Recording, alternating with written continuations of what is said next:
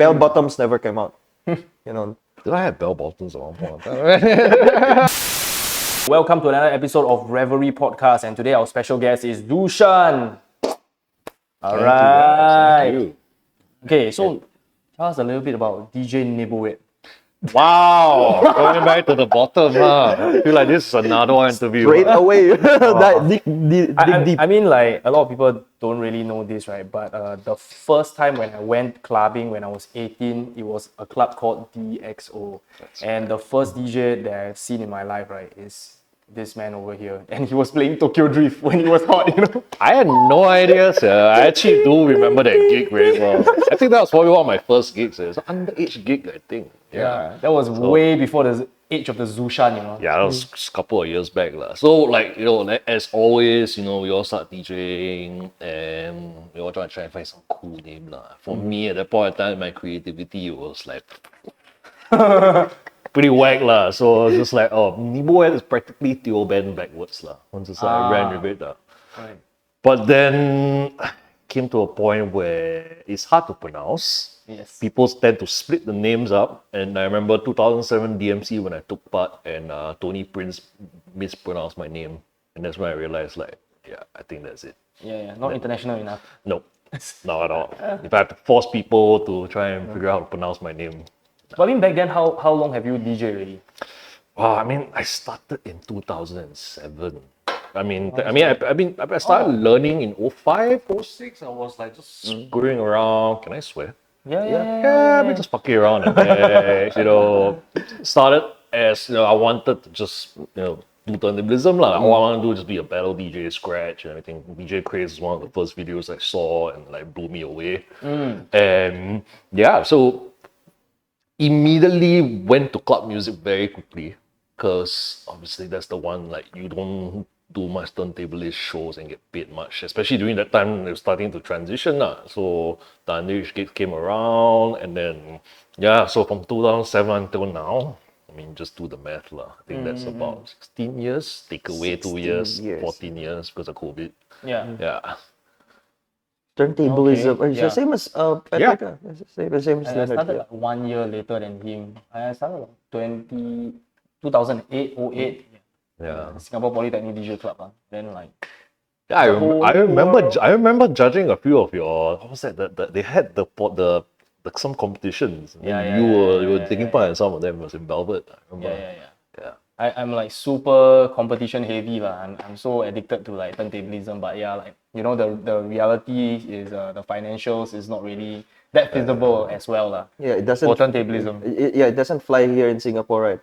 I think in a worldwide scale also, turntablism is also like shrinking. Yeah. Just look at Red Bull 3 Styles, you know. Yeah. Wait, okay. Generally, like, okay, we came from turntablist background, and you know, it instilled that competitive battle mindset. Yes. We've always had, and like it's gone on through life. But people always ask me, it's like, what is, you know, the purpose of turntablism, and like, you know, why would, like, yeah, it's definitely good to have that skill set to add in your club sets and all, and you know, adds a different edge. But no disrespect, we are all turntablists as well, but it's like, you can be if you want, but it's just like, I can baby scratch. there are professional footballers and then there are freestylers. Yes. So go and do the financials and see who's making more money.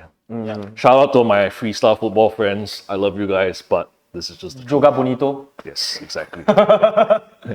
Yeah. So then, right after Niboet, you transitioned to Zushan. Yes. Yeah. So is it like a production thing, production alias, or? Well, to be honest, like this Zushan thing came about when in 2008 or so, when I was in LaSalle,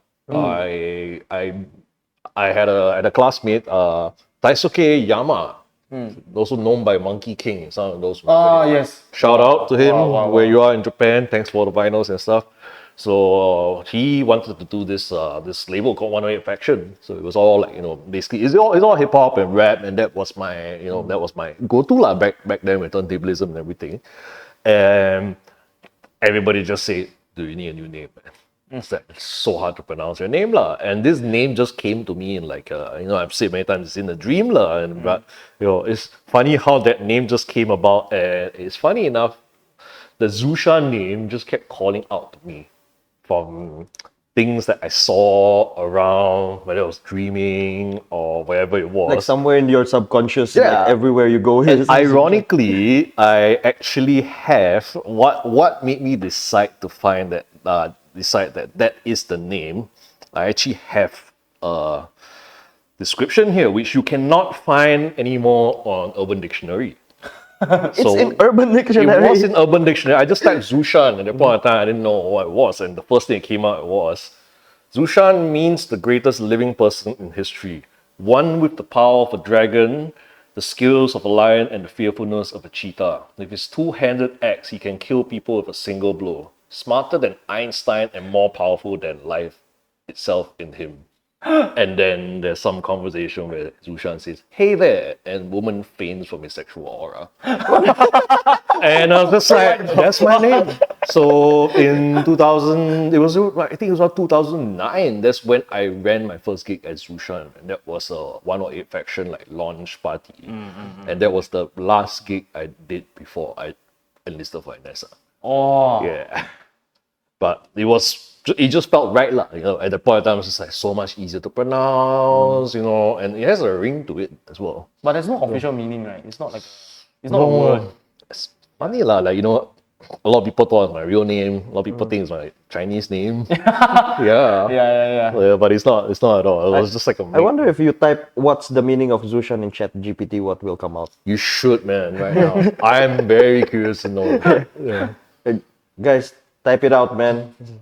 Check it out. Yeah, but yeah, what's that? For you know, like your time in army, right? Do you also still like DJ or whatever, or you really just focus on army? Oh no, I did DJ. Like obviously BMT, like they really DJ too much. No, during army time, I was still that new kid on the block. I was still trying to build my way up. DJ a couple of gigs here and there through the connections, but I think it was in 2010. That was when so Butter Factory was actually my last gig before I went into army was Butter Factory. The 108 Faction gig was the day before, but that was in the old Butter Factory. And then Butter Factory moved to the new place in One Fulton, and then I point out my brother Andrew T, who was on the show, first guest as well. Yeah. So he joined Butter Factory, and at the point of time, one of the resident DJs there took up another job. So they had an availability at the point of time, and my brother asked me, say, "Hey, you want to just play in the other room, Fash?" Because he knew I liked to play in the alternative room, not so much in the main room. And I played once, and they were like, "Yeah, you want to do it like it's a weekly thing? Yeah, why not?" Yeah. It was moonlighting for sure but like I think let's be honest a lot of DJs in NS also moonlight. I mean, why stop us from trying to pursue what we want to do when obviously we don't serving a country is important, but we have other things more passion. If you really feel like serving your country is important, go and sign on. Yeah. Confessions of a DJ, man. Yep. Alternative room, yeah, I remember the days when Fash, I was always there. If I was at Butter Factory, I guess it's like more alluring to DJs like us, where we're already hearing like mainstream music 24/7 already. Yeah. And then speaking about alternative sounds, so I believe not many people also know that you have a lot of projects. Yes, and you're like everywhere, but then when people like point out a certain thing and then they'll be like, "Hey, this by you again, this by you, that kind of effect." So other than Zushan, maybe you can introduce some of your other aliases and the projects that you're also working on. Yeah. All right, so storytelling time. So obviously Zushan has started in 2009 and it has taken me on a journey for the last up till 2020, just before COVID, right before C'est La Vie, usually Zouk and Butter. That gave me a life that I could, never have imagined, and I'm always grateful for, all the things that, the Zushan thing has given me. But at that point in time during COVID, I wanted to put it to rest because I genuinely did not really have a passion in that sounds, which I was predominantly playing because it just gave me more gigs. But then I decided I needed to start doing my own projects. So if you guys are familiar, in 2012, me and my buddy Race, we started our project, our duo, All Money Pay Money. which we made our own music called Geylang Krunk, which is also the reason why we started our company, Metamore Industries, where we want to bring the Geylang Krunk universe to life in an audio-visual experience. So that's one of the projects. And during COVID, we also decided to start another side project called Benedict and Palmer. So that's a very interesting one. How that came about was because right before COVID, I started making my own solo music. And I wanted to not tie that to the Zushan name because I just wanted to try something like that. I was actually quite inspired in 2019 when I was in Wonderfruit and I saw a quartet set. I was just like, I think this is the direction I want to go. Not so much to say to follow his sound, but that was a big inspiration. Like obviously seeing Fortet play at Wonderfruit was a DJ set, but I was very familiar with the live sets that he does, and I've always wanted to do my own live music and sort of like tell my own life story. And what better way to tell my life story than to call it my own name, Benedict, which I have a song coming out on 19 May on my own label called Zushi Music.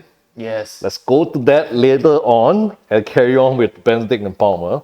Still has his own music label. Yeah, it still is. So yeah, with Benedict and Palmer, also obviously Rayce knew that I wanted to do this Benedict project. Yep. But Rayce and I, with Geylang Krunk and everything, our entire friendship was always, every time we jam and we played music, we always played like, house, trance, techno, and it was all very progressive sounds. And we were like always like saying like, oh, we should make this like progressive project lah. And he was saying let's call it Benedict and Palmer. And why Palmer was because Rayce has a pretty long name, John Palmer Rayce Crehill. And obviously when people see his name on a passport, they see John, and they always call him John. Yeah. And Rayce is his first name lah. Crehill is his family name. But Palmer always gets, no one really notices it lah. And he always says like Palmer is the one name he never gets any attention. So why not call it Benedict and Palmer? So then during COVID, we started making music under this Benedict and Palmer project. Underground name for underground music. Yeah, well, I wouldn't really call it like underground because we always had this thing about like euphoric, uplifting, and in like, I don't want to call it melodic. It is melodic, but it's like we bonded over this trance.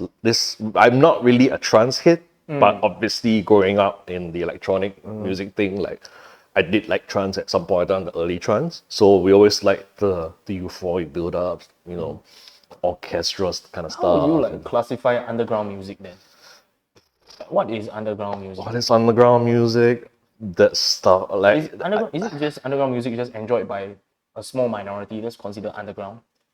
Is it as simple Basically, as it's like a minority music. in a way, yeah, probably. non-white music?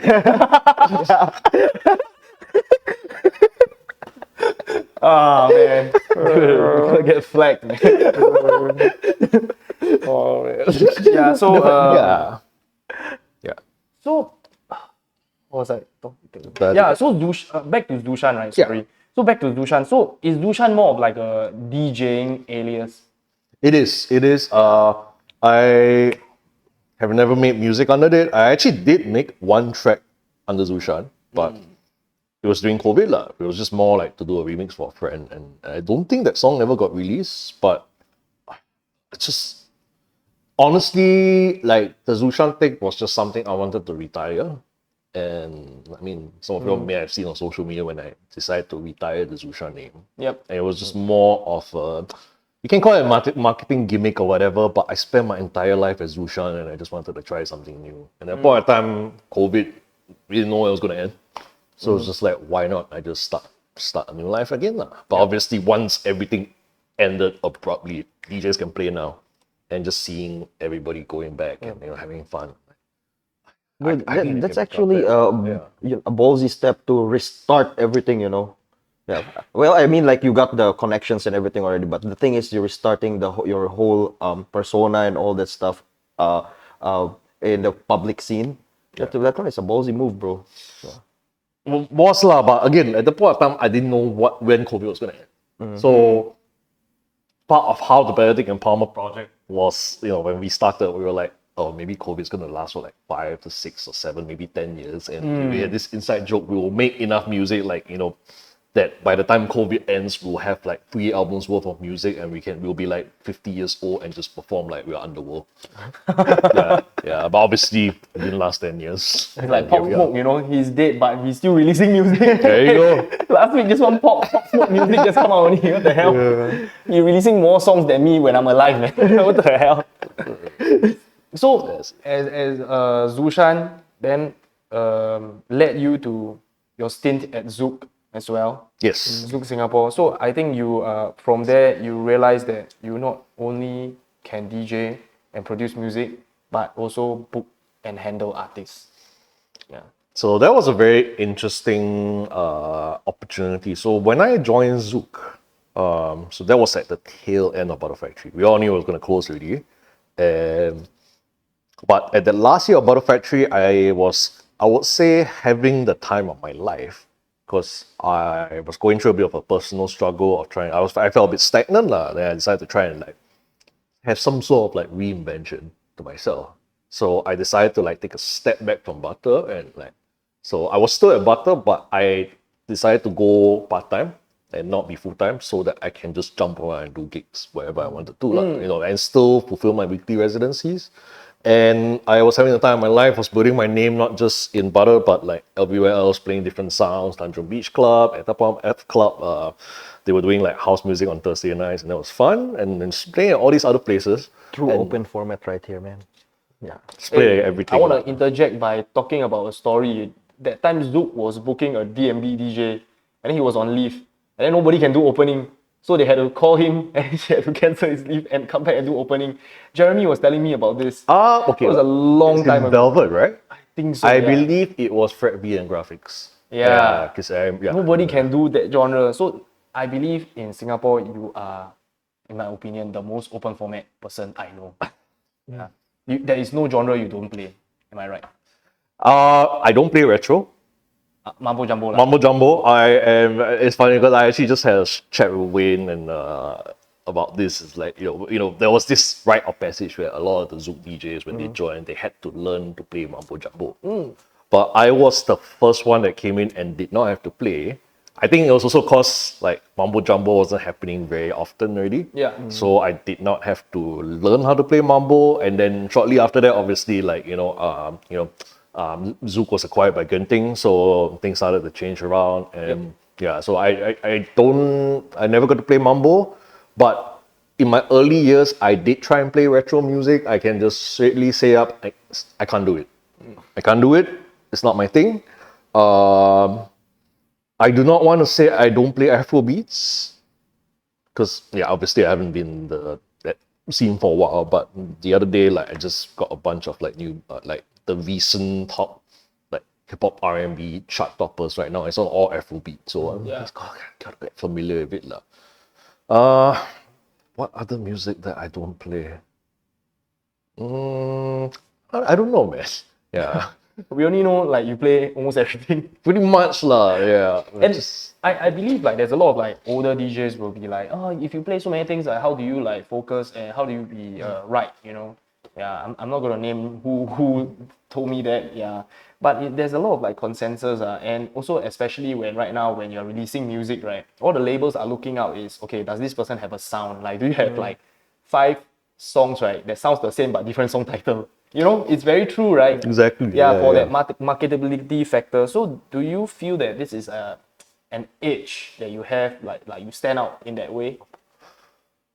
Okay, this is interesting because it is an edge in a way as a DJ, in a country where I can get any gig I want as Zushan, because I can play anything. But as an artist, like I said, it's hard to differentiate what is my sound. And this was a struggle that I've had for a while, especially when I wanted to start, when I eventually left Zouk and wanted to start my own thing and align towards my sound and start getting the gigs that I want to get. It was very difficult because obviously DJs know DJs, so they know me. But if you are talking about promoters, especially at the time when I left Zouk and wanted to get they say I saw new promoters coming up doing all this gigs that I wanted to know to play at, they see Zushan, I'm like, oh, you are Zushan? Oh, that's the EDM guy, right? Oh, that's the hip hop guy, right? Dude, And- you're not the only one, bro. I'm also struggling. All in this. three of us Yeah, are open all- format DJs, actually. Yeah, no, Three exactly. of us are, yeah, open format. But the Yeah, thing yeah, is, you know, like when people ask you, so what do you play? Like they don't have any like you know, okay, Crave or Zushan or Leonard equals what? What's the genre? What's the main genre? Yeah. They don't have anything in their mind. Yeah. Exactly, yeah. And the thing is, even I don't have anything in my mind. Like Yeah. like I also like so yeah, you can throw me anywhere, just let me know what's the music direction, it's good to go. Yeah. Yeah. And yeah, it was like, it's just all that, like the EDM guy, hip hop guy. And I even told my brother this, my brother and my sister-in-law at some point in time. Even if someone gave me, like, say, a house gig or techno gig that I really want to play, and the onus is on me to bring my like following. The issue that I had with being Zushan was the following that I had built for all these years was the following for the kind of sounds that I don't necessarily like truly enjoy.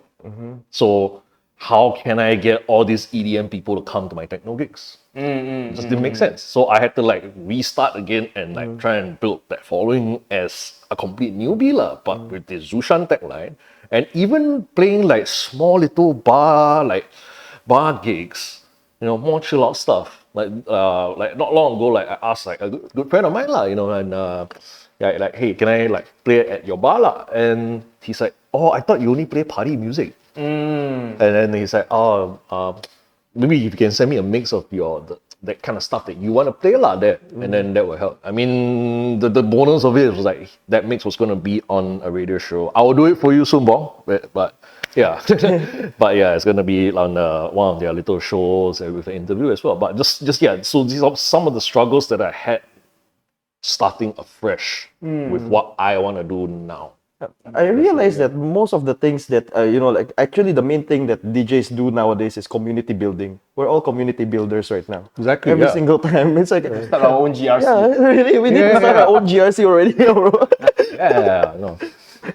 And that was okay. So that was the thing. Like for me, going out as a DJ, like I wasn't the community building kind of guy. My life was resident DJ life. So my community or so-called following was built through just being a resident at the club that I played every week. You know, I didn't build community and have house parties with all these like, you know, little close friends and them get to know me on a personal level. So like later on in my years, I start to build personal relationships with like, you know, personal relationships with friends lah, you know, who would know me for me, not just music I play, but just me lah. And that, to me, that is even a booking agent did tell me before, this is the new way of building relationships. You gotta like forget the work, like professionalism already. This is the new era of building like relationships and that also falls into building communities as well lah. And I think even that point in time during COVID also, like a lot of DJs were asking like, what do we do now? Like, to go and build your communities, man. Like, this is the time. Like, go and throw your house parties, whatever. Just don't get caught. But the result, you see, there's a lot of new promoters. I don't call it promoters, like there's all these new party series coming up, pop-ups and all, and they're all organically built on communities and friends, and it's worked out really very well. Yeah, I won't mention names because I don't want to get in trouble. Even if it's probably still get in trouble, I don't know. But whatever, man. But Retro credit the jail sentence. Yeah. you know, like I've heard a lot of that. You know, like there's a few people that's really like super itchy to party, that literally they throw like illegal parties all over Singapore. Yeah, but you know, like I heard about it only, but you know, it's very hard to actually get into one. Yeah, if you don't know the right people. I mean, yeah. But all these things during COVID, right?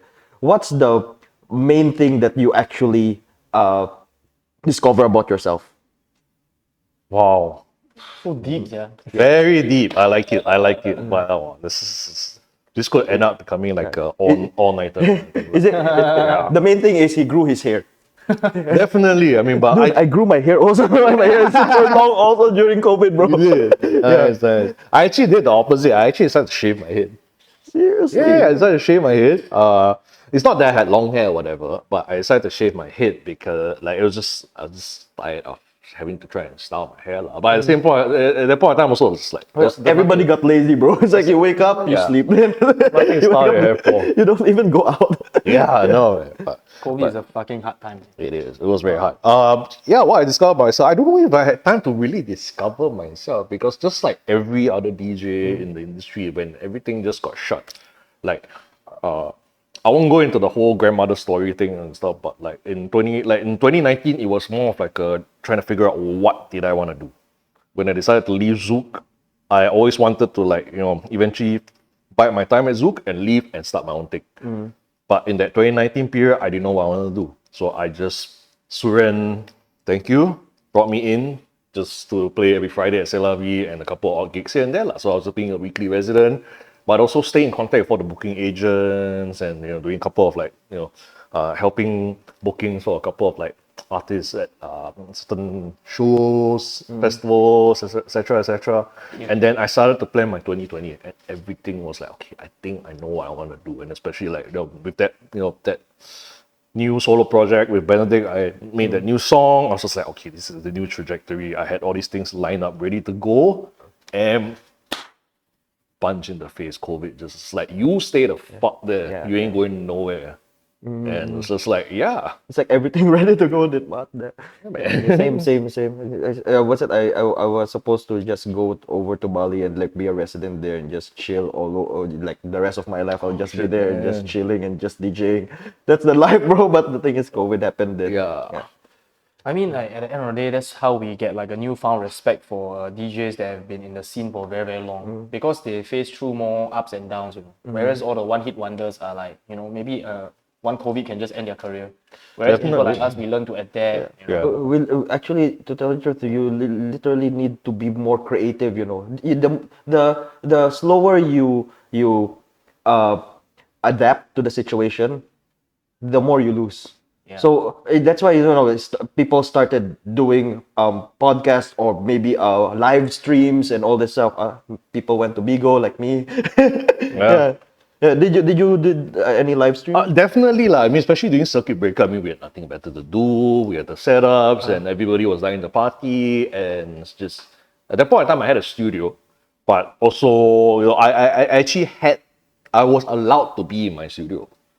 Because like, at that point in time, like the studio was under my own personal company. So as a boss of my company, I was allowed to be in my own studio lah. But obviously, I was like living with my folks, like my parents, and my mom did mention a good point where it's just like, if you go out there, like, what could you bring back? So fair point. I was just like, I didn't want to risk my folks just going to my own studio just to work out. So I brought all my stuff home, started doing streaming. But then you come to the part where you have to do everything. You have to market the show, you have to be the VJ, you have to like plan everything. At one time I was like DJing and pressing buttons at the same time, and that is also and then also like I started having like a real drinking problem. Like it's not that I never drank a lot when I was working at clubs today, but this was like serious because it's like, what do you do? You play, you play for your friends, and comment, and then you have to worry about like, the stream being cut because of like copyright and all that, and then restarting the stream. And then after that, when you are done playing, 2 a.m., it's like, so what now? Yeah. Literally, what now? That's the same. Same. Okay, I can go and check out another stream, but it's like, am I going to continue drinking or whatever? But like, I think my energy's like, neither here nor there. Like, Yeah. Especially when you DJ, the adrenaline and all. Yeah. You can't just straight away go to sleep. Yeah. Well, people discovered like they like cooking. So after streaming, they want to cook food and everything. Then they start streaming again. This is my cooking show. Yeah. I also picked up cooking during COVID. It really is like just figuring out what you can do by yourself in an enclosed space. And I guess that's also how this whole entire revelry thing came about, right? When we do this whole thing, we have to edit video, we have to promote our own show and everything. It's really a all-in-one in-house production. So yeah, I guess COVID also like whoever survived became stronger. What doesn't kill you make you stronger, I guess. Yeah, man. I mean, man, respect. Did you see a lot of like the older DJs already? Like I saw that there's really a lot of DJs that really got out of the scene already. Yeah, after like during COVID, then like once we come out of COVID, right? It's like a lot of them like really left the industry. For us, we're still keeping the dream alive somehow. I mean, it was tough. Like, I mean, it was like a good 2.5 years. You know, like I know some who transited to do something. I don't know. I can't remember. I can't really pinpoint names of who actually Yeah, same. left, but Yeah, they just same. transited to do other things. They're just not DJing on stage so much. I guess it comes with age also, like, you know. It's just, Yeah. you know, when you reach a certain age, it's like, do I want to keep playing at the club every night, drink and everything? Let's just try and make some money from this DJ stuff that I, you know, connection. Everything is all built on connections that we built over the years. Yeah. And that was how we started Metamo Industries, the company. So with Metamo Industries, it was a way for Reyes and I to realize our dream of money pay money. You know, the music that we were making was based on the narrative world of the future of Singapore. It was all an inside joke at first, but then what we always in taboo way we say the prophecy was starting to become real, lah. And in that real prophecy, it was COVID. So we're like, let us start doing this. You know, and the technology back then when we were doing you've seen all the music videos of this story that we were making. You're like, the technology caught up where that stuff that we used to be able to use 6 months, we needed 6 months to create that, we could do it in like 2 weeks now. Whoa. So, and all these assets that he had been collecting over the years, especially during Circuit Breaker, because we had nothing to do, we just cycle around Singapore, use a camera, and just capture the rest of Singapore. So we had this like dystopian part of Singapore that we could just throw inside a virtual universe. And at that part of time, we call it transmedia storytelling. But that whole thing called metaverse came about, lah. And I guess that's what we've been building this whole time, lah. So right now you're riding the wave of the metaverse, I don't want to say riding the wave, lah. You know, or you're in front of it actually. like we're there. Like the assets are all there, but you know the purpose is still in the works. And obviously everyone wanted to just cash in on the whole metaverse, you know, and crypto's out to be a boom thing. And then everything just collapsed real quickly. So everybody wanted to just be in this metaverse thing, but they had no idea what metaverse actually is.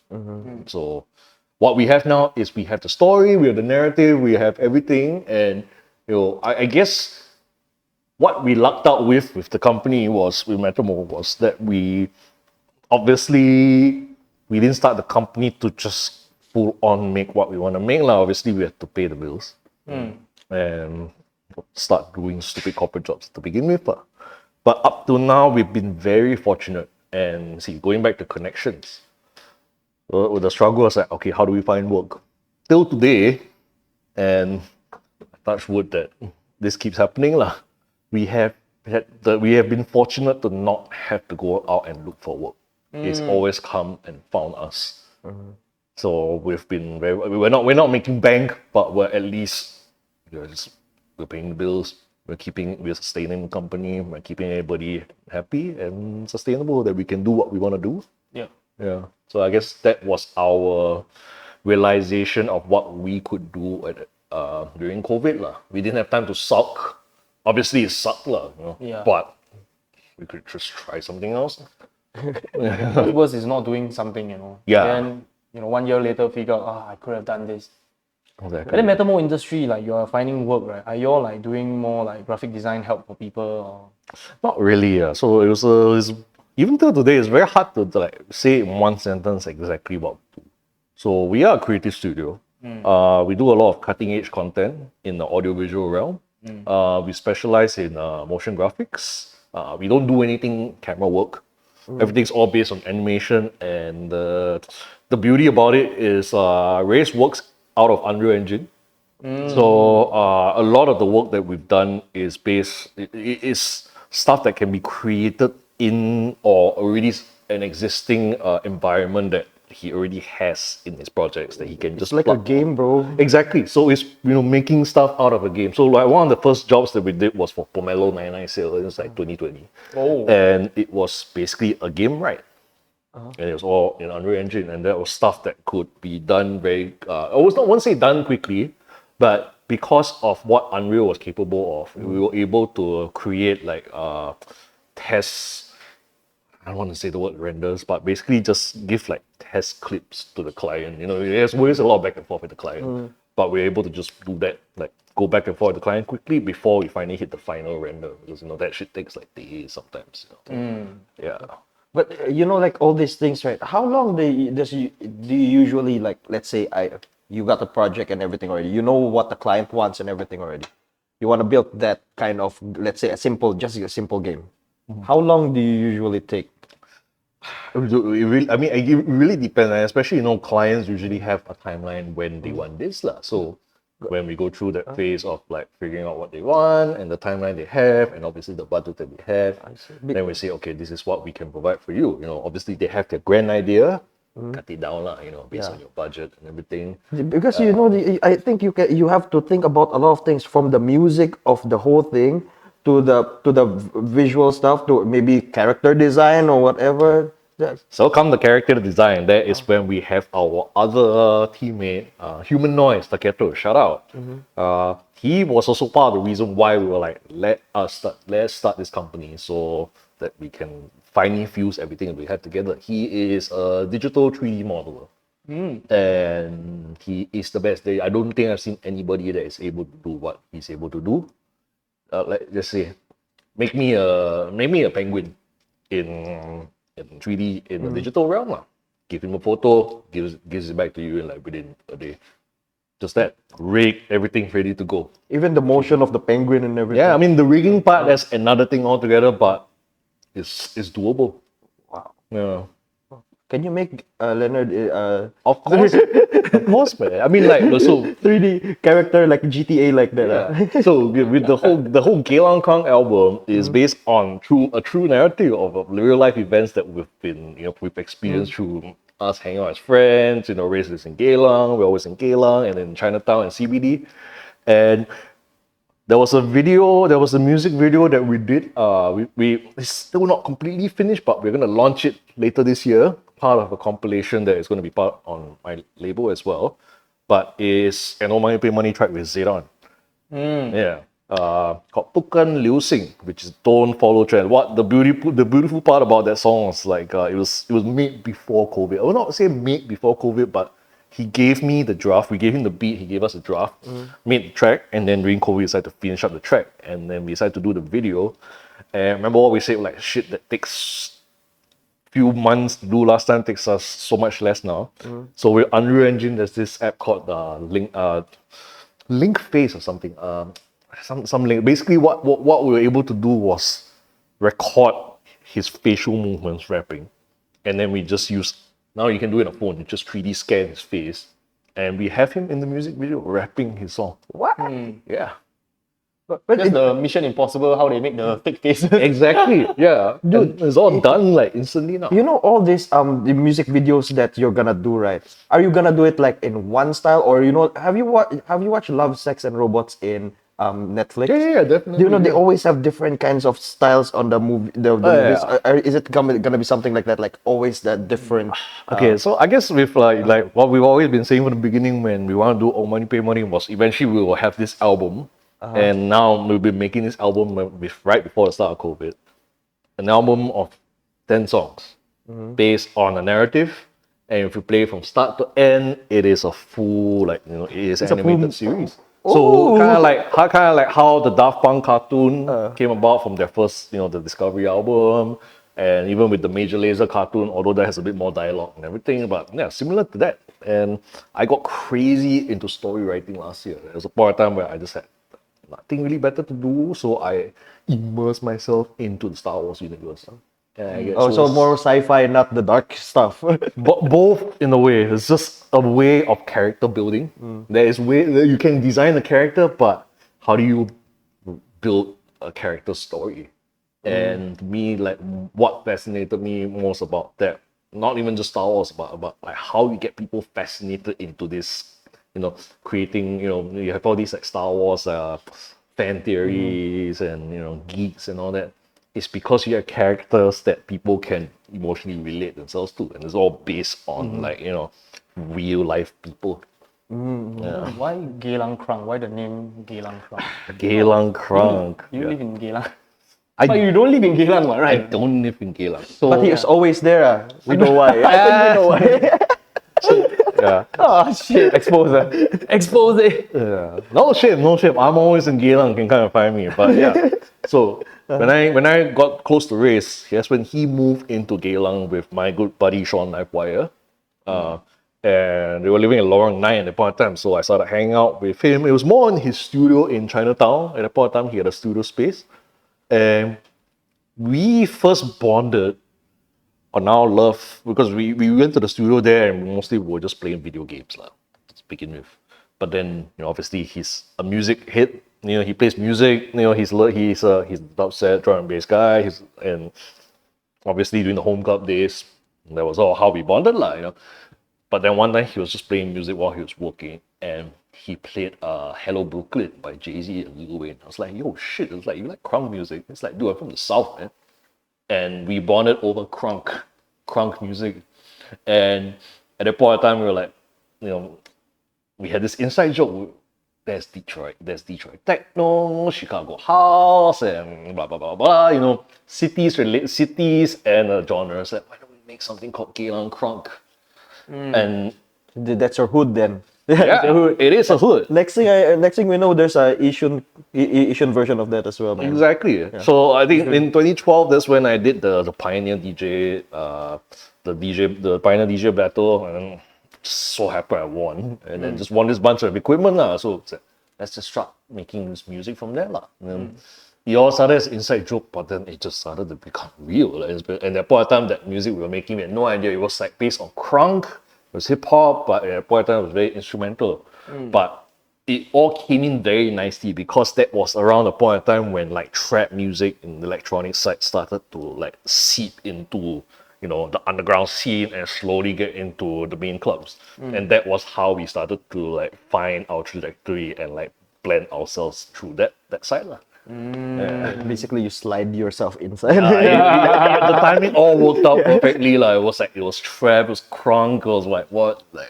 It's like you got a premonition of the future, bro. You're like, whatever you're doing is like really like, you'll do it first, then people are like just starting to do it like after a few months or after like 1 or 2 years like that. Like, how do you do it? I'd love to say I predict the future, but I don't. But for some reason, it always just seems to be the trend. I guess because everything comes around in circles as well. Yep. From the days where I was a kid, pop music was dance music. Yep. And then went into hip hop and R&B, and then went back into dance music, and then went to hip hop again, and it's just all around in circles and circles and circles. I'm just surprised, Afro came out already, like the hair, whatever as well, like the fashion sense, but bell bottoms never came out. Did I have bell bottoms at one point? Dude, you had? I mean, I wore it I wasn't saying I was into it. Do you have a picture of that? No, can you share it? Unfortunately, I don't, man. I might have on my Facebook, but I have no OOTD idea. bell bottoms, bro. Yeah. I only want to see apple bottoms. Apple bottles, man. Yeah. So, talking about crunk music, isn't crunk music like a little bit like Lil Jon, kind of shouting, kind of hip hop? Yeah, Lil Jon, East Side Boys, them franchise boys. It's Yin Yang Twins. Yep. It's very- very aggressive. And the dance moves as well. I saw people in Escape doing battles. They're playing crunk music. Yeah. It's really like very like aggressive. I don't get it because like they'll be very aggressive with each other. Like they're gonna fight, and after that they'll just shake hands with each other. Like, oh damn, I thought you're gonna fight, guys. Yeah. So here's the funny thing about crunk music, which so as a hip hop kid growing up, obviously you know our hip hop, you learn our hip hop, and as I dug further, I started dig more into hip hop poetry of people like rappers telling their stories, and then I was just like, I saw these rappers rapping about blings and cars and spinner rims and every shit. It's like, what's the point in all this? That's they say, oh, that's not hip hop, that's not hip hop. But I was always attracted to crunk beats because of the 808 kicks and the snares and the hi-hats, the triplets and all that stuff. And the whole point of crunk music is just getting fucked up. Lil Jon with his pimp cup and everything. And crunk music is about let's get fucked up in the club and all that shit. So, and once I started to discover I started to have an appreciation for what the whole point of crunk music really is. I was like, okay with it. Yeah, but before I was like, no. It's mostly showboating, right? It's showboating. It's just that is crunk music. Yeah. Crunk itself has also many evolutions. Right? Like look at how like Lil Jon start to do collabs with like everybody, even with like Get Out of Your Mind, Turn Down for What, like electro Yeah. versions, EDM versions of crunk. Yeah, I guess with everything, it has to evolve to match the times as well. No That's matter right, how yeah. you want to resist, like keep it real, you have to follow the times. If not, you'll be left behind. Yeah, man. Yeah. Because you see, Little John is actually he's a rapper and he's an MC as well. Then like his voice becomes so distinct that he can actually he can be sampled in a lot of genres, bro. Same thing as Fat Man Scoop as well does the same thing. Yeah, but Little John is more prominent than him, of And Lil course. Jon now is also a DJ also. Yeah. Maybe one day Shaq we is a need DJ. one Little day John we is need a to be a DJ. rapper, bro. Yeah, man. Cross genre. For your music, right? Your how do you find rappers though? And one more thing is okay, because I try to work with rappers as well, because I also try to produce hip hop tracks. But dude, it's hard produce. Like as a producer, right? You can just do your beats and everything in your house, whatever. But when working with other people, when working with artists, right, it's a totally different ball game. Like you need to schedule together. You need to some of the artists like you think they're dope, but when they try to rap in your track, they always don't hit the ones. There's always a lot of struggles working with people. How do you like deal with that? I mean, same thing. Like there are a lot of like rap friends I've always wanted to collab with, but it's just like the styles don't match, and that's understandable. And especially with the Geylang Kwang beats, we have our own distinct sound. And then when Zayron gave that drop, I was like, "Yo, that's dope." Just drop it in immediately. But it was just the whole thing about just. And that comes back to building relationships with that rapper, just that person in general. Getting them to understand like what you're trying to do, and you also trying to understand what they are doing. And yeah, there's been a few rappers that I've had like phenomenal studio sessions with. Zayron, I didn't have a studio session with him. It was just give it to him, give it to me. Done. I just did everything. Yeah, and that's why a lot of rappers started like doing their own beats because it's just so much easier for them. They just make a beat and then they just start doing a freestyle of it and stuff. But like if if you find a rapper that you can really like vibe with and just constantly make music with, stick with that guy, stick with that girl, and just keep making stuff together. Yep. And that's how like with like some Drake and rappers. 40. Yeah. Dude, Exactly, I think it. Yeah, as you said about full circle, right? It's happening. I think we're having a bit of movement in our culture right now here in Singapore, because not only like producers are starting to work with all these rappers and everything as well. It's like dancers now. I saw one of my friends. He's now music producer as well.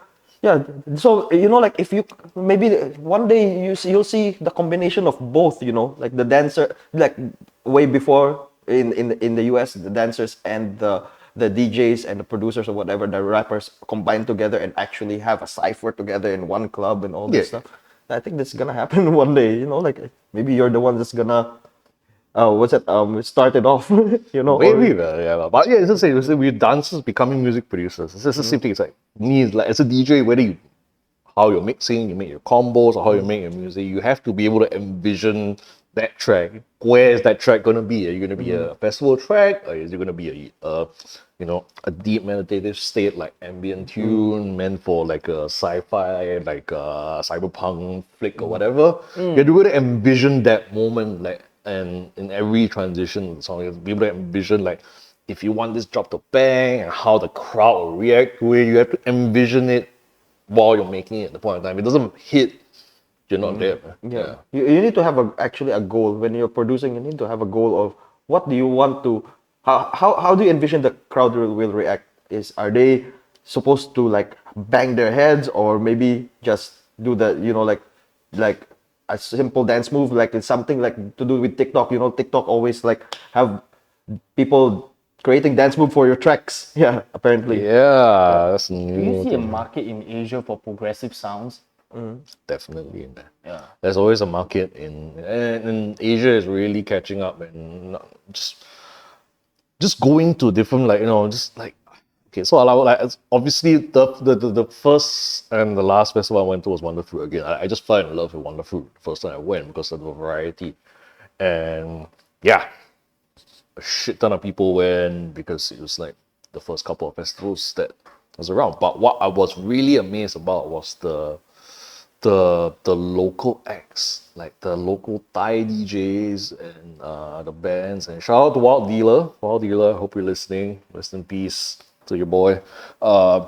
Yeah, just watching their growth and their connection to the rest of the world. For the longest time, there's always seen like a lot of the big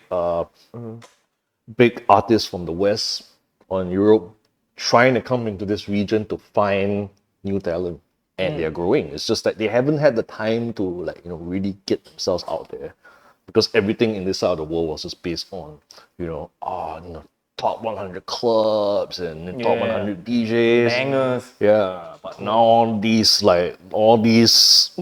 people who really rode the wave and worked their way up to really build their craft and their own sound and their own identity are starting to show now. Yeah, with good shows like Keep Hush, this YouTube channel. Not really a YouTube channel, Keep Hush. They do all these DJ streams across the world and stuff. They did one in Shanghai some time back, and it was a couple of DJs that really killed it. And it was like good music. It's like a lot of Chinese DJs were playing like Chinese bootlegs of footwork and juke and drum and bass and all that, and it's like dope, and it's their own sound. Yeah, it's slowly getting there. And if we talk about progressive sounds, it is always there. I'm not gonna be racist or anything, and I deserve to say because I'm Chinese, but a lot of the Chinese call it trance music, and what I've seen in the last couple of years with trance music is obviously trance music, original trance music, it hit a point where it's just like, yeah, that's it. You can't keep that classic trance sound going on forever. So that's why it evolved to like the EDM trance thing with like Andrew Rayel and like that. Or Marlo, like hard trance. Yeah, exactly. I thought when you said that's it, right? It's like, oh, progressive music is not progressing anymore. But then but that's when things started to change with Anjuna Deep and all that. Like you see Bad Bomer and Jody Winstonoff and James Grant. And Jody Winstonoff's coming soon playing at Tuck Shop, so you guys should go check it out. But just that deep progressive sounds and melodic house, but just more deep progressive house has started to find an avenue with that trance community. And as we get older also, it's like, even at that year when I joined Zouk 2015, all those friends that grew up with me, like at that point in time, Future House was the shit lah. But it was also, Future House came with like the deeper deep house sounds. And even people of like our age group were also like, I cannot hear EDM already lah, I do homework, listen to EDM, cannot ma. Like they started to appreciate. So as you get older also, your sounds will evolve over time. You can't keep hearing the hard stuff. When we were kids, we always just bang, bang, bang, bang. As what you said that time, it's getting more like to simpler. Yeah. Simpler, There's no more, like as you get older, right? Lessen the synths and everything. It's just basic beats is fine as well. Yeah, man. Yeah. I think we're going. Yeah, as you get older, the only thing that you're listening to maybe in their 60s or 70s is drum and bass. That's it. But slower drum and bass. I listen to high. Yeah. That's white noise already, bro. Yes. Yeah, would you say like now trance is like going more towards that techno angle? Trance and techno is like slowly like fusing into one. It has, man. I mean, like, obviously in 2018 there was the emergence of IO. Rest in peace, man. Boy, Garrett. All the dope people. Rest in peace, yeah. And again, apparently still releasing music. He's still releasing music. Huge backlog. Then there was another guy I was introduced to, was also like, I don't think he was part of his same management, but he also produced a similar sound. And there is a crossover. Everything is all crossover of genres now. There's a lot of new music right now. You can't even say, oh, that's it's not house, it's not techno, it's not trying whatever. It's still good music lah.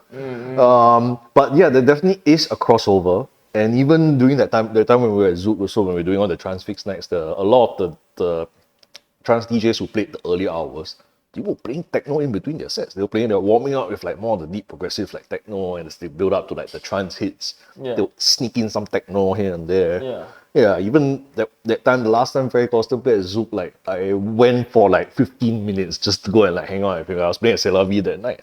Came in and he was playing an IO track. I was like, yeah.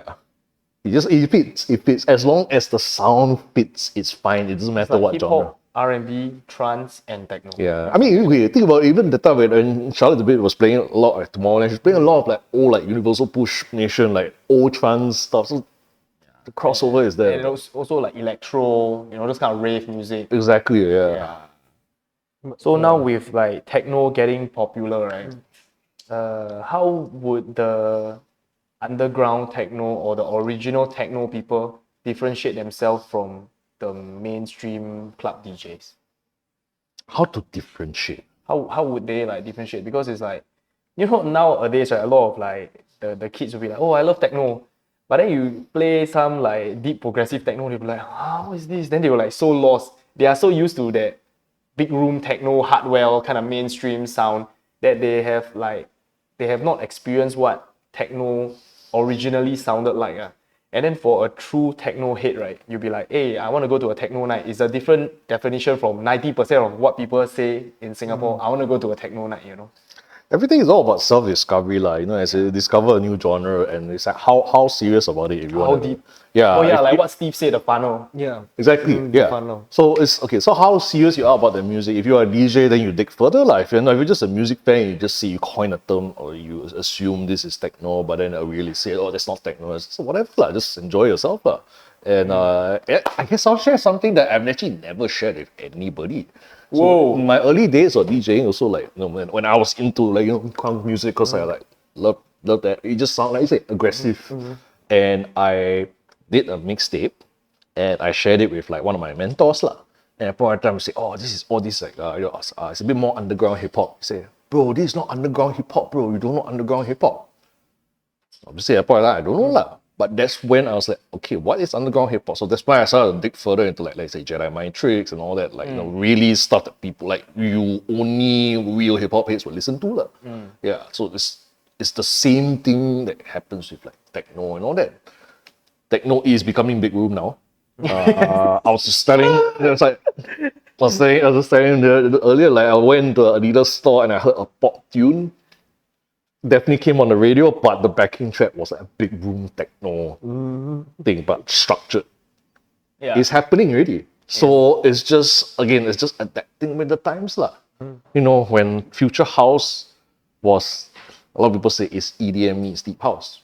Yeah, a lot of Deep House people are offended, but again, it's the cycle. It just happens. That kind of sound is just gonna get into the mainstream at some point. It's just whether you want to get into it or not. At point of time, drum and bass was in the radio stuff, and they say it's coming back. I don't know, but it's gonna happen. Everybody is saying drum and bass is coming back.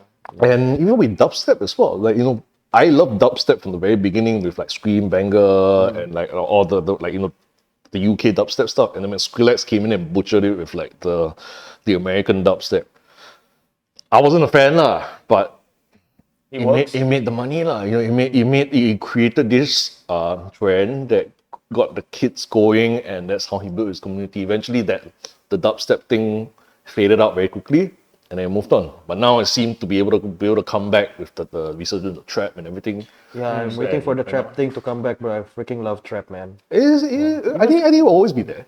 Yeah. Yeah, but Because Skrillex is going minimal now. yeah.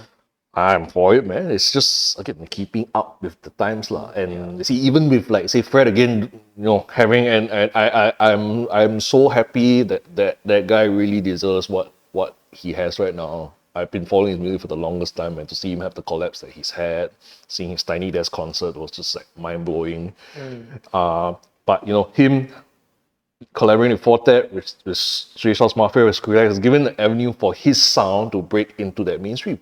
It is going to be mainstream music, but it's got elements of the music that he grew up with, like with garage, with like drum and bass, and all that kind of stuff that he grew up with. Well, I think it's about time that he did it, and it's a shout out to Skrillex to actually like pushing him out there more. Definitely, man. Because Yeah. the thing is, all this let's say last time underground, it needs just that bridge to come out there, and Skrillex actually, like propelled him up there more. So if, for example, for your music, maybe next time in a few years time, someone will like collab with you that literally push it up to the stratosphere. Like it's like what they call it, a big break. Definitely, yeah.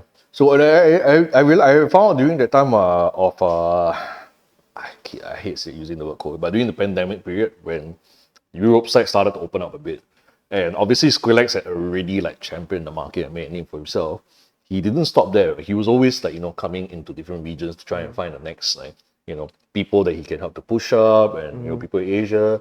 And that's where I realized he spent, and I think, I can't exactly know when that Fred Again connection happened. Probably happened some time back, but I know he was in South Asia, not South Asia, he was in the UK, spending quite a bit of time there, and he was like linking up with a lot of South Asian like DJs and producers, like fan. I had a dream, or a lot of the South Asian, so a lot of the Indian UK folks, and he was doing a lot of gigs and collaborating with them, and just watching that was just like, yo, like propelling those people to get into the, I don't want to say propel them into the mainstream, but just to give them some recognition, and also for himself to diversify his sounds. Yeah, correct. Yeah. Even people like David Guetta, so well established already, they are still actively seeking out people and places. It really shows that there's no stopping. The growth is always there. Dude, Swedish House Mafia, man. I mean, like, you see the new stuff that they're making, even like Sebastian Ingrosso said, like, we've already built this fan base through all the stuff that we made with Don't You Worry Child and all that. Now they just want to go back to stuff that they like. And whether the fans want to carry on with them or not, it's up to them. But it's not, now we just want to do what we like, and this because this is us. And that is part of me, why I'm going to doing stuff that I want to do, because that is me. Yeah. Whether they like it or not, this is my story. Yeah, correct.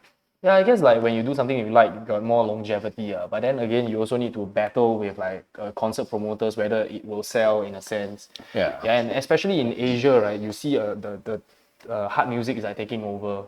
Do you like have the kind of like feels to play like banging music sometimes, or you're just like sticking onto your lane? Okay, if there's I always say that it's a genre that I've never played before, but I definitely had during my time at Zoogla. I will not touch hardstyle again. Yeah. I don't enjoy it. No offense, it's just not me. I just don't enjoy it. The hard dance thing is okay. It's just let somebody else do it. Yeah. But the emergence of hard dance, there's nothing wrong with it. And lately, because obviously with like what my brother Andrew's doing with Glow Hard with Legacy is pushing the hard dance sounds, and obviously having the opportunity to do the artist advancing and get to know Darren Styles and Thematic, and shout out to both of them and all these guys. And obviously I start following them on IG. Why shouldn't I? Yeah, and just from time to time, like even like just seeing some of their snippets of what they play. Some of it's dope. I'm not gonna lie. Yeah, it's banging beats, but it's dope. It's just very cool, very unique.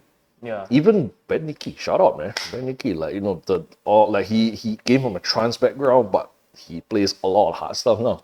Yeah. Still staying to his, still using his trance roots to amplify his productions and his sets and everything. But it's just about how you stay to your roots. Yeah, so I'm nothing against the hard sounds. I feel like it had to happen. We knew it was happening already in the States, in Europe, and with like all the festivals.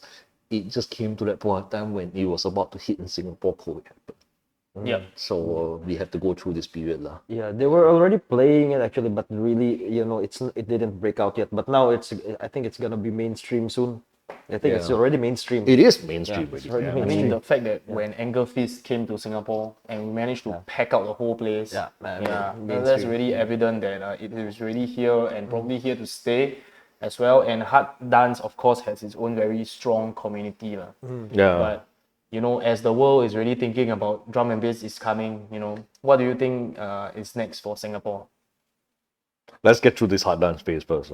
I think if anything, like tech house has not really like hit this realm yet. Yeah. And like with Fisher and the whole gang, like we have to go through everything goes through in phases. We have to go through the hard dance phase first before we get into the tech house phase. I don't think it will garner as much like popularity as it did in the other regions, but it will still have its stay here. Yeah. Yeah. So the world was like hard dance music, tech house, then techno, then now they are talking about D&B, right? Yeah. So we are still in the hard dance phase. We're still in the hard dance phase. Yeah. Yeah. But definitely there are like tech house, like with like techno and tech house, there are Small pop-ups. small pop-ups, and it's in a different market lah. They're not in the big parties, they're more in the pop-up parties. And there definitely is a following, there definitely is a community on that side. And it's just nice to see that it's a vibrant community on both sides now. Back then it was just everything's just all in the big cup. It's like, there's nowhere to go. But now everyone's doing all these pop-up parties and they are packing out their places and there's variety. Everybody's being spread out. Oh, no tickets, no space. Go to this other one lah. You were saying just now, like last time, there's not much techno parties or whatever. Now even Sherry's playing techno already. There you go. Yeah.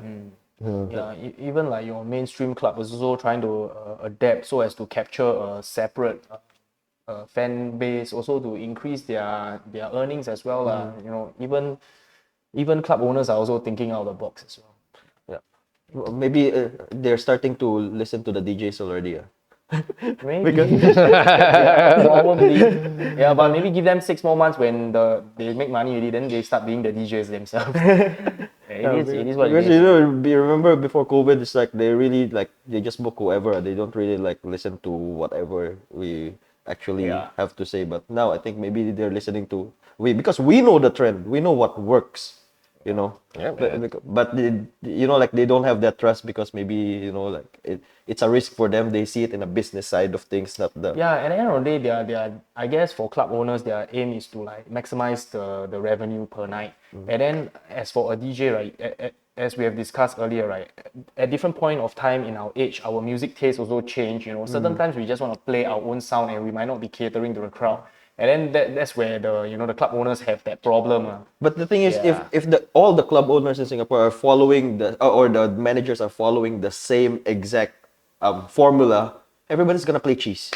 Everybody's gonna play Bruno Mars, Backstreet Boys, Taylor Swift, and every single club. Yeah. If everybody follows the same formula, Which is why we have to give a special shout out to Tough Club, Lemon, right?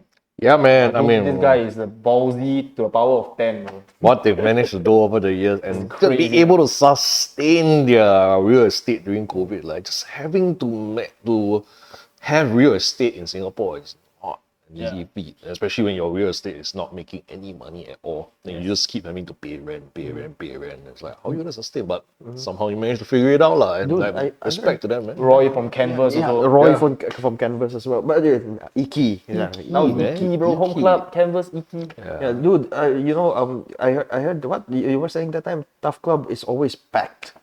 Yeah. And they play music, right, that most people don't know. That's the... You cannot Shazam it. Oh, Some songs you cannot Shazam. Wow. have you played it there before? I recently played there actually, like it was so yeah, again another shout out promo. So like it was actually a launch pre-launch party for an EP from the Beat Usagi, Kevin from Life in Arpeggio. Hey, we just interviewed him. There you go. Man. Launched under his It's under my label, Zushi Oh. Music. So it's actually going to be the first release under my Zushi Music label. We actually did release an EP earlier this year for Sweet Talker, VJ. But it was under the point of time, there wasn't really a label name. It was just coined it was just like release under Matamo Industry. By the point of time, I didn't have time to like really like create like, okay, what was the label going to be? So that's when I created, eventually once I started tying up with a distributor and everything, that's when created the brand Zushi Music. So the first official Zushi Music release will be Kevin, the Beat Usagi, his EP. It was very interesting because he actually like reached through because VJ like sort of like reached out to him and like to about featuring his stuff lah. And he's like, hey man, like I've got this EP that I want to release, and instead of trying to release the EP through some label that probably doesn't give a fuck about your shit and be in the backline. Like, why don't I release through people that I'm familiar with and we can all grow together? And it's nice to have him as part of the first release because, you know, with Life in Arpeggio as well, like if we can work together try and build something. The whole point of Zushi music is to rep your city, to grow, to, like, you know, try and like get everyone. Sounds don't matter. I would draw a line somewhere, lah. You know, obviously, it's not like I can't just be releasing anything, but like I'm not restricting what we release to sounds. And the whole point is just to rep your city. The more we can build, the more we can grow everything. And I want to give artists the opportunity to own your masters as well.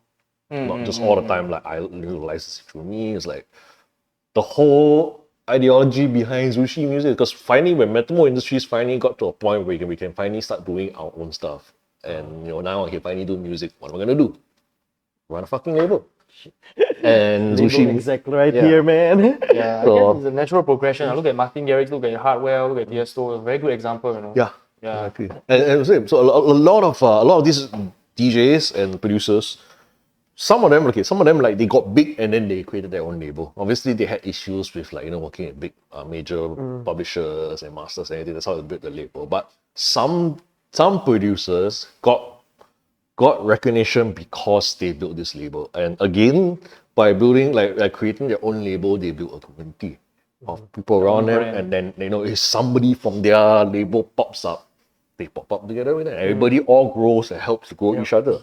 So, will we see a stage takeover for your label one day in a music festival? For sure, dude. Definitely. Dude, I would love to see that happen, man. Yeah. But what are you targeting? You want to play in like the biggest stage or just Wonderfruit or?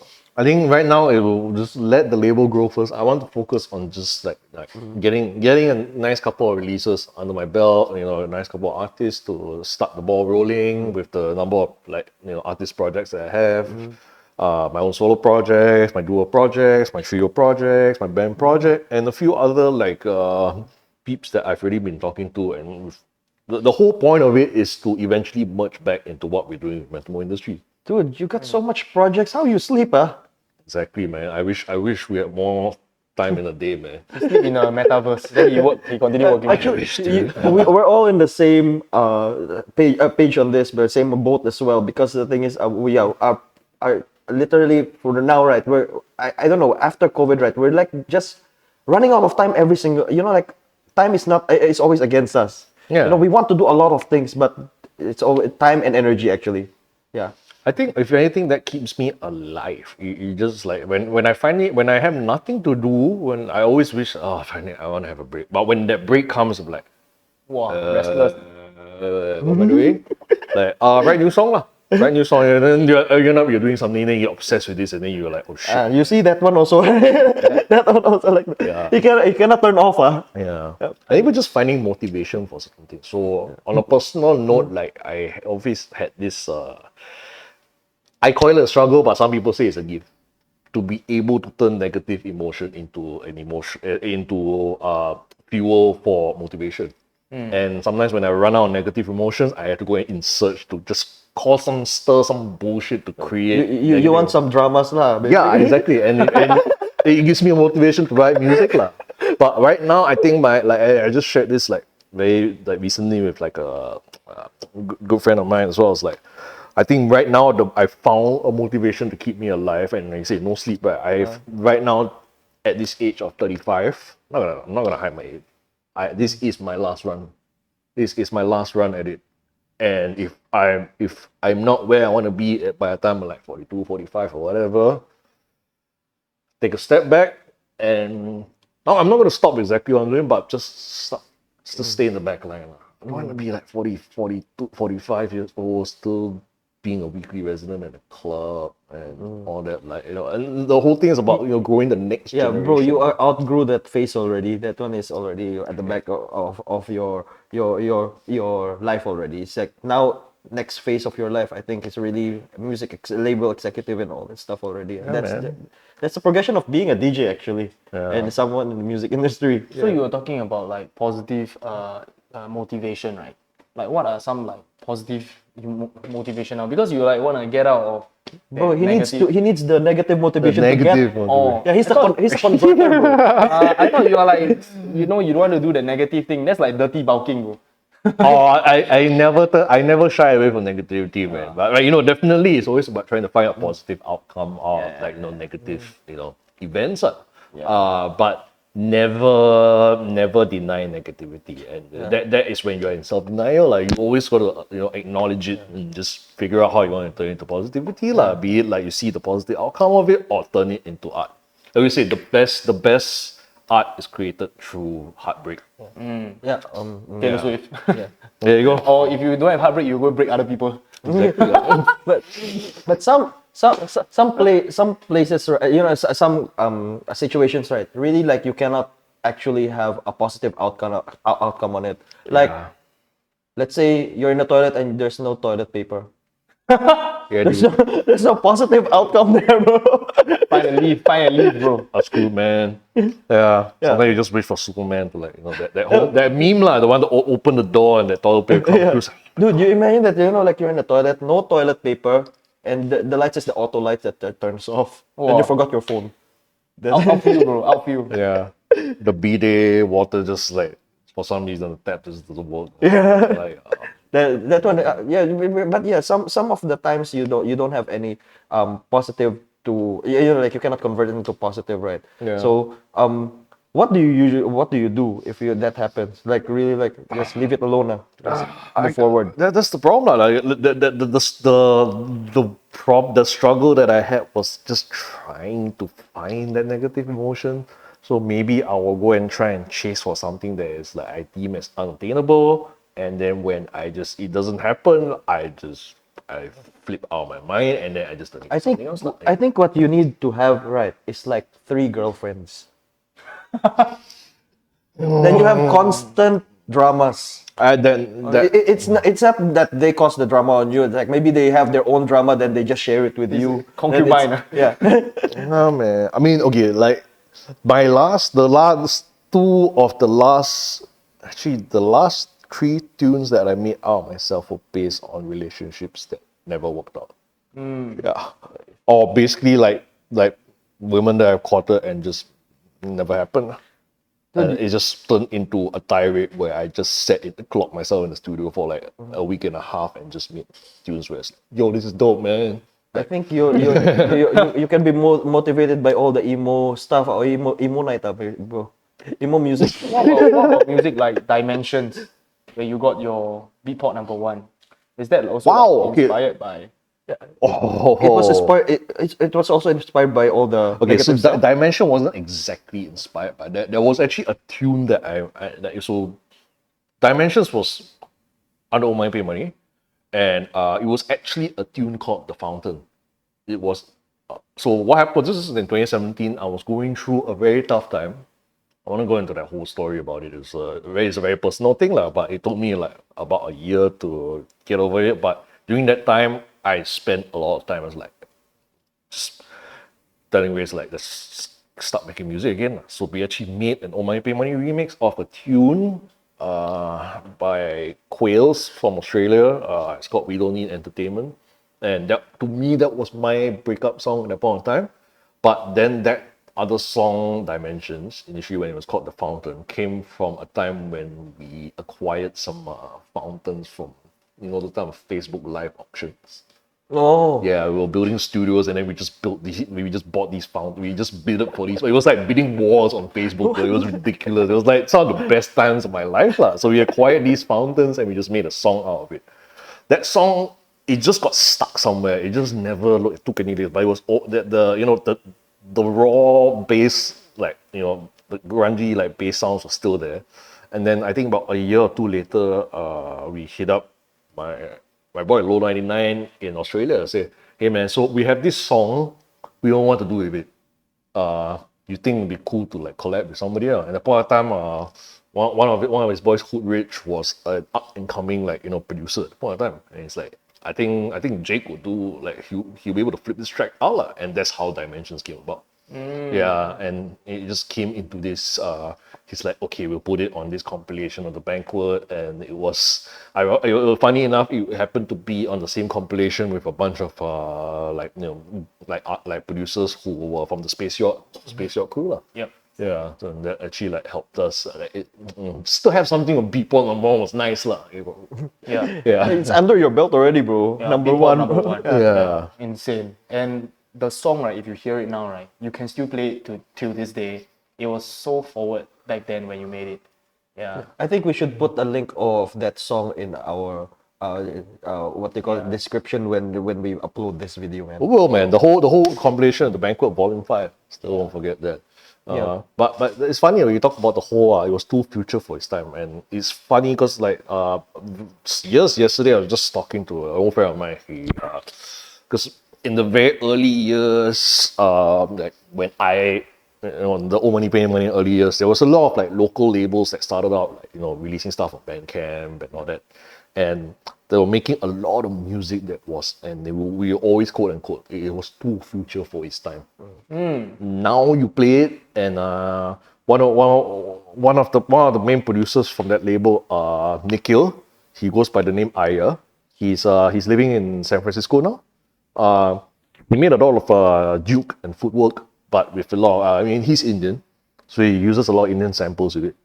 And in the last 2 years, a lot of his music started to get played by like a lot of the UK. Like I Had a Dream and all this, they were playing it out in their sets. And you hear it now, it's just like, it sounds so relevant for the current time now. Yeah. So. But in his perspective and your perspective, right, you were making this kind of music back then. And then now when everybody's like, whoa, Dimensions, then you'll be like, CN, I made that 3 years ago, Do you feel that way? Then you're already on some other next level shit. Sometimes I do, but as we get older, we need to start like appreciating these little wins and just riding the wave. Yeah.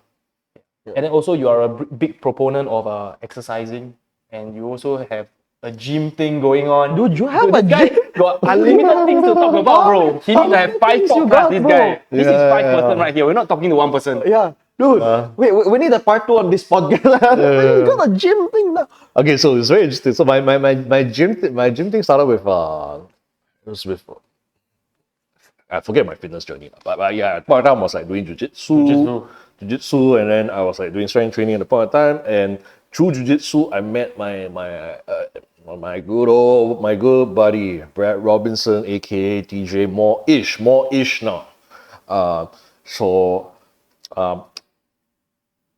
He at the point of time he just started discovering like dance music, and he has this thing where he has this obsessive nature. When he discovers something and he wants to like learn about it, he will dive high into it, and that's how he got into MMA, 4-1 FC and everything. Wow. And then eventually, like with DJing, he learned a bit about it, and he's like, I need to do this shit, and within like 2 days he got a controller, and then just like he actually like learned a bit of DJing through like the Zouk DJ Academy, like the basics, and then from then on like, we just kept jamming, and he's like, I'll say flat out, he is the one guy I know that has learned DJing the fastest out of anybody. He just picked it up very quickly, and he didn't learn it from the technical standpoint, just he learned flow in such a fast way that people take years to figure out how to like program and build a flow. He figured it out very quickly, and all this all based on like just personal relationships. Yeah. But at the point of time, like, so he managed to give me a hookup at Retro Gym. So I started working out there, and then a few years in, one of the guys there, Simon Pettigrew, he's also one of the one of the directors at Retro at the point of time, and it was still a very small team, and he was doing the music himself, but he was having struggles trying to find more music to run the gyms lah. And one of the guys working there reached out to me and said, "Hey man, you think you could like help Simon out with this, the music stuff?" I was like, "Yeah, I'm happy to have a go lah." So, and I've been working out there for a while, and I noticed the music was different. A lot of gyms were playing like this bang EDM, my God. but I felt there was some sort of flow there, but I could not wrap my head around what it was, but I felt the flow. So he called me in, and he wanted cool music, but not too like let's say there's no mainstream. It's like happy to have pop music, but just in a very like tasteful manner. Yes. So, and that's when I started to see how much retro gym, like, you know, saw music as an important factor in the gym itself. And so that's when I started, like, you know, writing off, you know, all the years of, you know, to talk about like being able to play everything. That's when it's like, hey, maybe I don't have to like DJ everything. I can use this knowledge of all this music to put it into the gym instead. I don't have to be there physically to DJ, but I can program the music according to, like, you know, the way their workout. So basically how their workouts are programmed is like, you start a warm up, and then, you know, the workout will progress from warm up all the way down to the cool down. And the whole point of it is to basically, and all the gyms around the world are playing the same, all from the same server. So every gym you go, everybody's doing the same dance. You want to like start the warm up and like have bang it. You want to like ease yourself into it, and then as the workout gets more intense, you know, towards the last part, you hear like, you know, heavy banging electro, or even like a dubstep tune. Keizo. Yeah, and time it such that to a point, the time it such that if you like everything goes right at the end when you finish your final rep and time right, it stops. Silence, and it goes into the cooldown. So that was being able to do that for that point in time is fun, and I'm still doing it. And funny enough, I'm actually in this point in time, I don't know when this will be at, but I'm training to be a ritual coach as well, which is something to be on the side, like, you know, just to be on ground, to feel the vibes. Obviously times change and the sounds change, and that's part of why I decided to bring Zushan back, because I wanted to not just use that as an opportunity to get gigs, but if I don't have this Zushan thing running, I won't go and keep up with trends.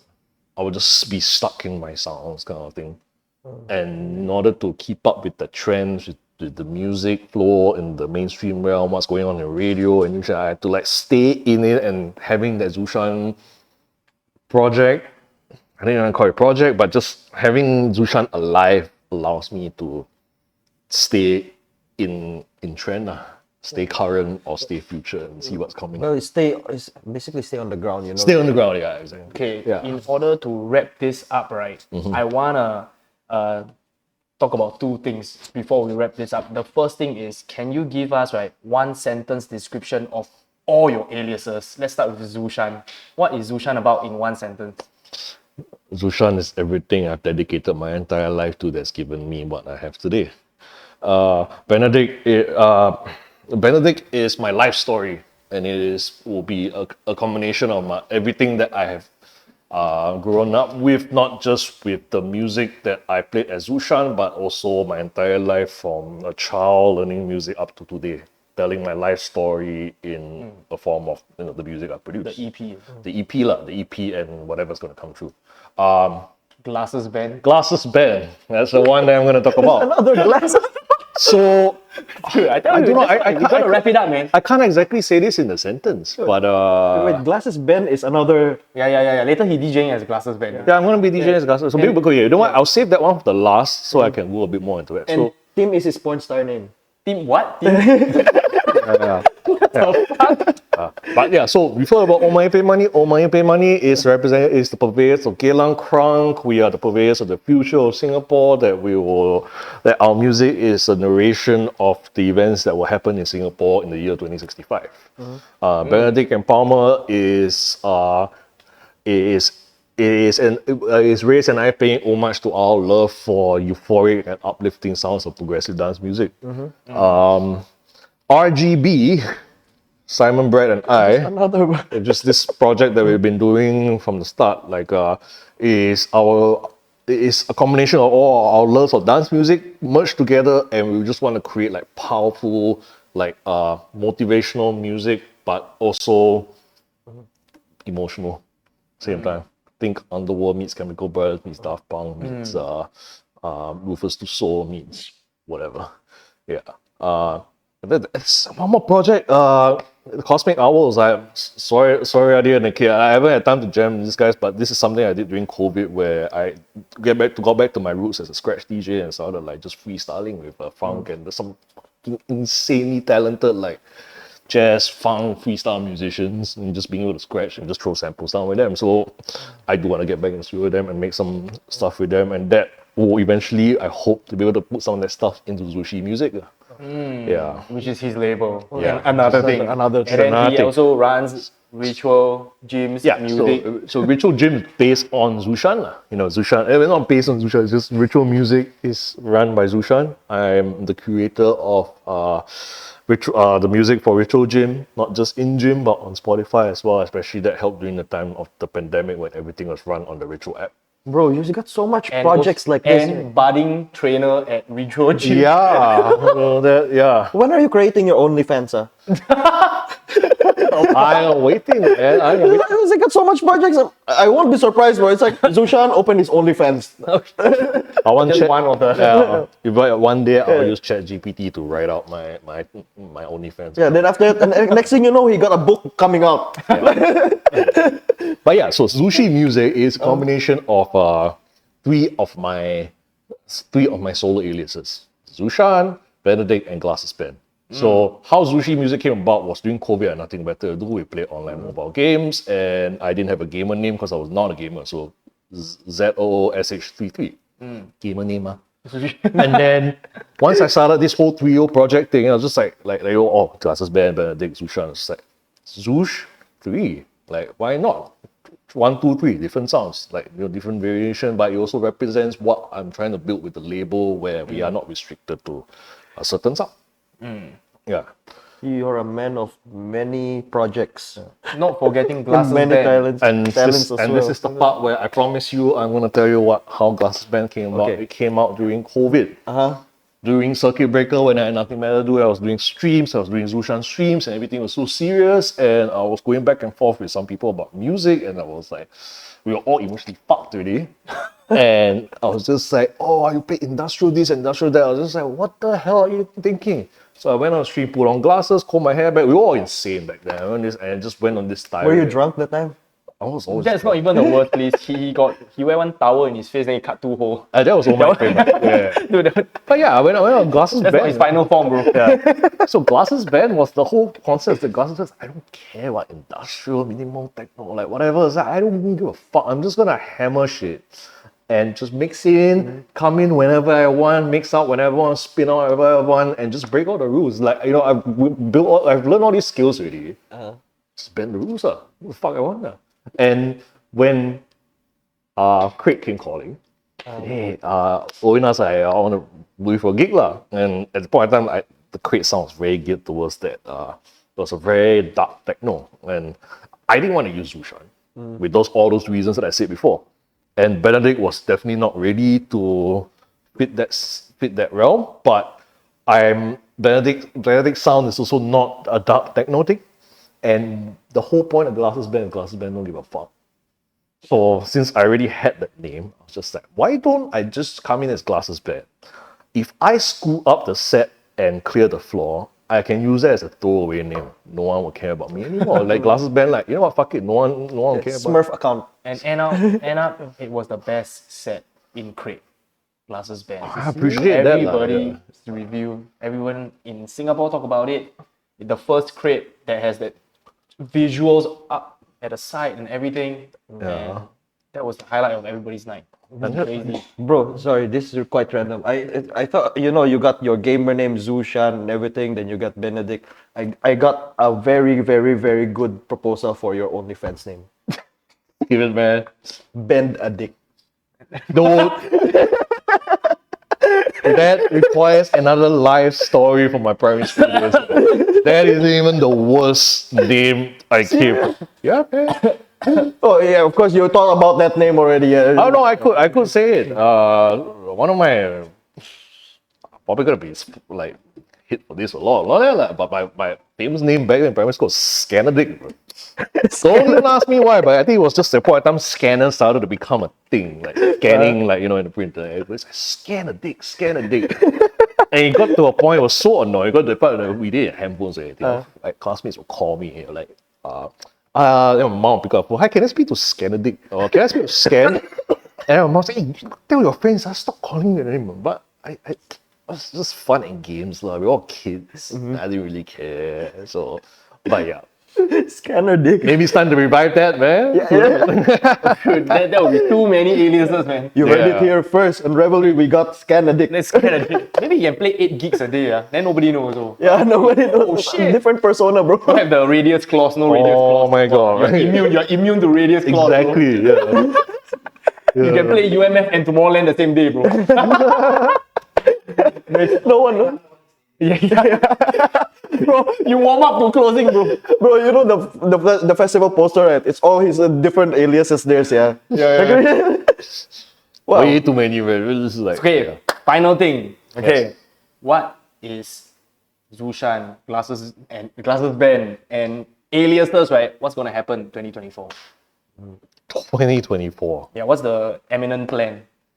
Upcoming projects. Zushan's gonna carry on as it is. We're gonna take more gigs, but Zushan's focus is more geared towards ritual music. We're gonna use Zushan as a means to continue to grow ritual music's brand, using the music as a funnel to be able to I don't want to say inspire more people to get into fitness because everybody is into the fitness thing right now. But it's just using that to help to elevate the fitness regime to inspire more people to create more different form of workouts and treat it more as a dance rather than I need to stay in shape. But obviously staying in shape is also a good thing. Benedict will eventually, I am releasing music as time goes along. And Benedict will eventually, hopefully in 2024, be able to release enough music that I can form an album and start being able to do shows as Benedict, as a solo artist, gearing up to being able to perform my life story in a live set. Benedict and Palmer. The I music guess- and visual element thing. It's the same thing. It's the same thing with Benedict and Palmer, but more on a light-hearted setting where we just continue to be able to like build our show. What I'm looking to do more is to move on from the DJing part and getting more into the live sets, performing your own music. Yeah. And what Ray's has been doing, he's been using a step sequencer to run loops and create music on the fly, which he's already started making music on the fly. And we've been doing hybrid sets where I DJ along with him and his MC707. Eventually, what I hope to do is be able to remove the CDJs and start launching loops where we just together we make music on the fly. With all money, pay money, and yes, I know we've been saying for the longest time we're gonna make this album, we're gonna release this album. Give it another year. I've learned too much things on the label stuff and all that. We want to release the whole damn thing, hopefully by 2024, the whole Geylang Krunk album. Including the music video. Including that has to be the thing. I will not release the album until all the videos are finished, so that this animated series and this narrative can be delivered Holy to shit, the this is the new thing that's coming out in Singapore. Yeah, But and you are announcing it here. People will copy. they will copy, and I like 2024 is going to be a hard date to set, but you know what? I'm gonna set it right now. So fucking give us some money so we can just sit down and do this shit. But them sponsors at. Yeah, we need. Yeah, man. Sponsors, man. Type to this. Yeah. Where was I? RGB. Yeah, RGB. Very straightforward. We're gonna make enough music. Same thing. We'll make 7-8 songs, enough for an album, and do a run of shows. We're all folk. The three of us, we're all folk. Maybe I can keep going on, but you know, Brad and Simon have really reached that point in their life where the music thing is just a fun thing to take their minds off. And for them, this is like just do this album, do a run of shows, and call it. Like we'll just make it leave a mark and not carry on. With the Cosmic Hours, also same thing. The guys want to do an album. It's like the last run. Do an album, a freestyle album. We just record everything and do a run of shows and call it Glasses Band. Will just carry on funneling all the gigs where I can just come in and not give a fuck. So why I'm using Glasses Band today? Because I'm just gonna be hammering out a whole bunch of things where I, like, you know, there's gonna be Benedict Palmer, there's gonna be like there's Benedict stuff. There's no Glasses Band music yet, but eventually there will be, because somehow that name has come up. There's something to it really. So Dude, I it's feel like quirky, bro. I like it. working. Yeah. And it's just an alias where I can just say what I want to say and do what I want to do and not give a fuck, because if anything happens, Glasses Band can just be a throwaway name. Yeah, so cancel me. Cancel me. Perfect. Yeah. All right. Thank you so much. Zushan. Thank you, bro.